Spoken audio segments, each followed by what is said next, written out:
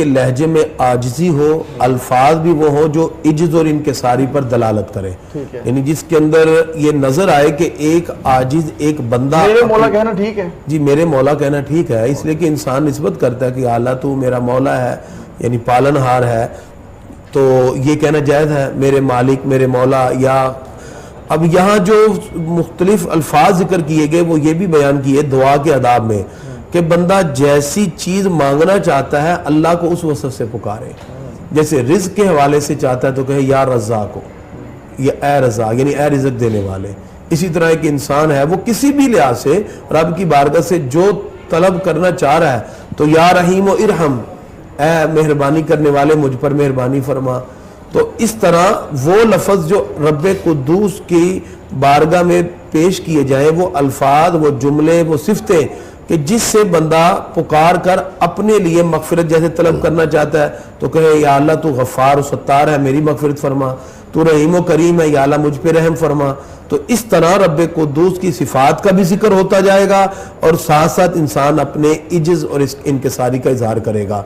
جامع ترمذی کی روایت ہے کہ بندہ جب رب کی بارگاہ میں ہاتھ اٹھاتا ہے تو اللہ کو اس بات سے حیا آتی ہے ان یردہما صفرا، کہ اللہ اس کے ہاتھ کو خالی لٹا دے۔ اس کا مطلب ہے کہ مانگنا یہ بندے کا کام ہے اور بندے کو مانگتے ہی رہنا چاہیے، اور خالق کائنات یقیناً اپنی رحمت سے عطا فرماتا ہے، اور اس کے اندر اللہ کی بندگی کا اظہار بھی ہو اور رب قدوس کی بارگاہ میں مانگتے ہوئے عاجزی اور انکساری کا پہلو بھی پیش نظر ہو۔ جی کریم صاحب، میں اگلے سوال کی جانب بڑھوں گا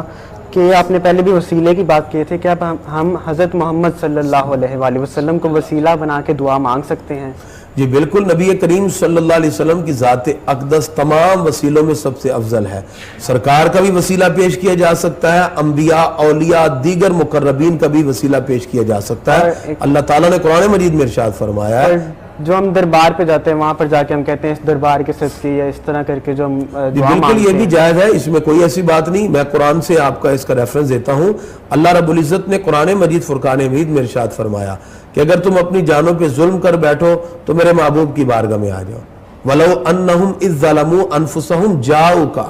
اگر اپنی جانوں پہ ظلم کر بیٹھو تو میرے محبوب کی بارگاہ میں آؤ۔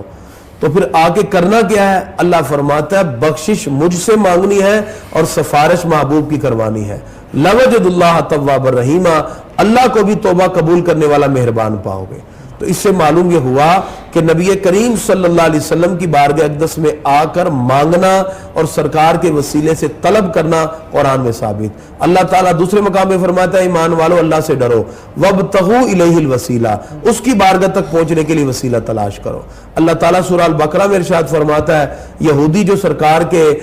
حوالے سے انکار کرنے لگے تو اللہ رب العزت شاہ فرماتا ہے یہی وہ لوگ ہیں جو سرکار کے آنے سے پہلے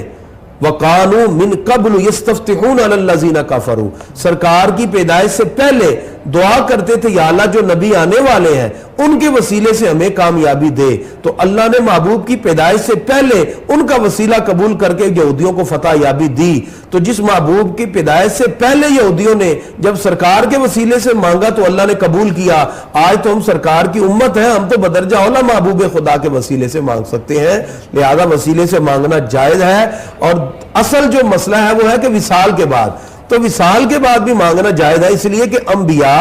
اولیاء، اللہ نے جو دنیا میں ان کو منصب نبوت اور ولایت عطا کیا، اللہ تعالیٰ موت کی وادی سے گزرنے کے بعد نہ نبی سے نبوت کو چھینتا ہے نہ ولی سے ولایت کو چھینتا ہے، وہ قبر میں بھی نبی اور ولی ہیں۔ لہذا اگر وصال کے بعد ان کے وسیلے سے طلب کیا جائے تو یہ جائز ہے، اس لیے کہ مصنف ابن شیبہ میں حدیث موجود ہے، جلد 12 صفحہ 35 ہے، نبی کریم صلی اللہ علیہ وسلم کے وصال کے بعد جب فاروق اعظم رضی اللہ عنہ کے دور میں قحط پڑا تو آ کے سوال کیا گیا یا رسول اللہ استسقی امت کا، پیارے آقا اپنی امت کے لیے بارش کو طلب فرمائیں۔ اور سرکار نے پھر صحابی کو خواب میں آ کے بشارت دی کہ بارش بھی ہوگی، فاروق اعظم سے کہیں معاملات کو بہتر رکھیں۔ اس سے معلوم ہوا کہ صحابہ بھی سرکار کی